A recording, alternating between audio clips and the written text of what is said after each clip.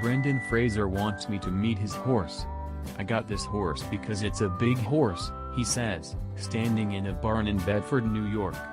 He removes a green bandana from his pocket and gently wipes the animal's eyes. The horse's name is Pecos, the Spanish word for freckles. Fraser met him on the set of a 2015 History Channel series, Texas Rising. Fraser played a mid-19th century Texas Ranger. They were filming down in Mexico, he says, when he and the horse had a shared moment of recognition. Without doing too much, what's the word? Anthropomorphizing. Without pretending that the animal is a human. He looked like he needed help. Like, get me out of here, man. So Fraser brought him back here.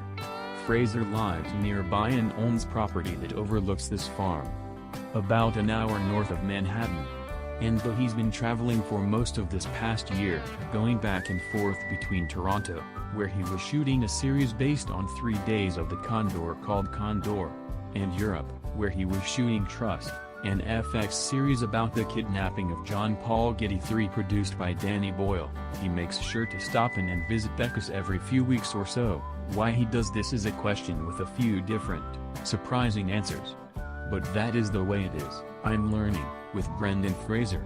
He can't help but digress. Instead of telling you what time it is, I might give you the history of horology, he says, in the middle of saying something else. He's compulsively honest. His mind is like a maze. You wander in and then emerge, hours or days later, disoriented but appreciative that something so unpredictable can still exist in this world. His eyes are pale and a bit watery these days, less wide than they used to be when he was new to the screen, playing guys who were often new to the world. Blue-gray stubble around the once mighty chin, gray long-sleeve shirt draped indifferently over the once mighty body. I'm 35. There was a time when the sight of Fraser was as familiar to me as the furniture in my parents' house. He was in Encino Man in School Ties in 1992, Airheads in 1994, George of the Jungle in 1997, The Mummy in 1999. If you watched movies at the end of the previous century, you watched Brendan Fraser, and though his run as a leading man in studio films lasted to the end of this past decade, he's been missing, or at least somewhere off in the margins, for some time now. He was there on the poster, year after year, and then he wasn't, and it took him turning up in a supporting part in the 3rd season of a premium cable show, The Affair, for many of us to even realize that he'd been gone.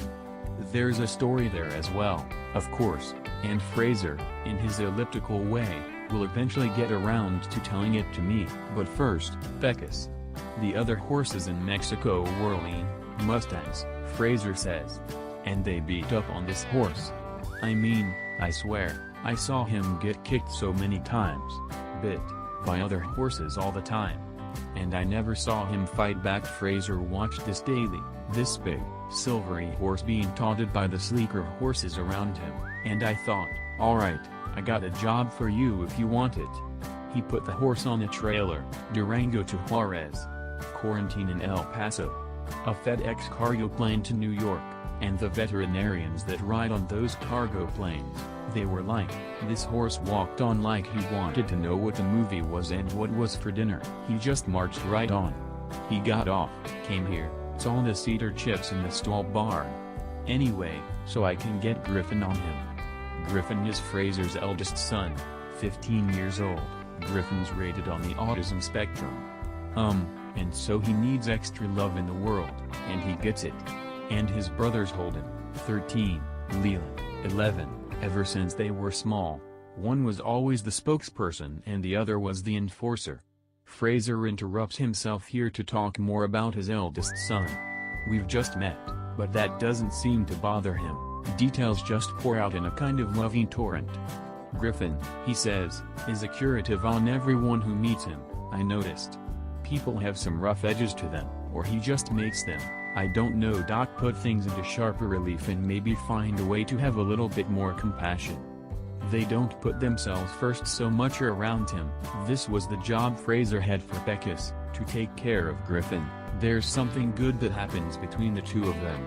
And even if he doesn't ride him, just give him a brush? The horse loves it, the repetitive motion that kids on the spectrum have that they love.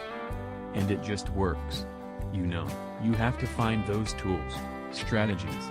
If I ride, too, I just feel better. I just feel better.